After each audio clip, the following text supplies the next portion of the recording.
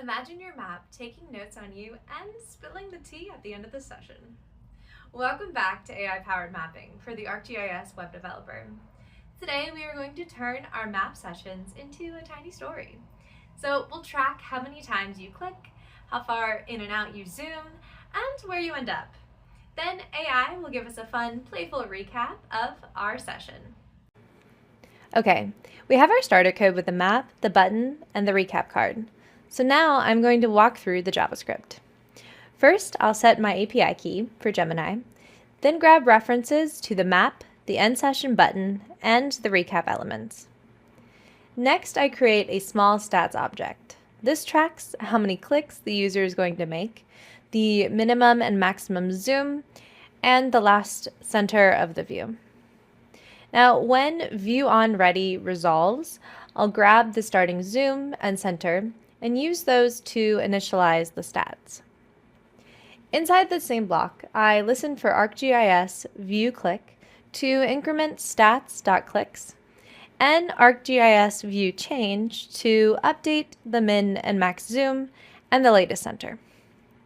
At the end of view on ready, I hook up the end session button, so when the user clicks it, we call end session. Now inside of end session, I show the recap card, check that we have an API key and a last center, and bail out with a friendly message if we do not. Now if everything is good, I format the last center, show the raw stats under the card, and build a short prompt string that includes the clicks, zoom range, and last center, and ask Gemini to keep it playful. Then I call the Gemini API with fetch, pull out the text from the response, and drop it into the recap. If anything fails, we'll show an error message instead. All right, let's go ahead and try this out. I'll zoom in a bit, click, pan around, and then click again.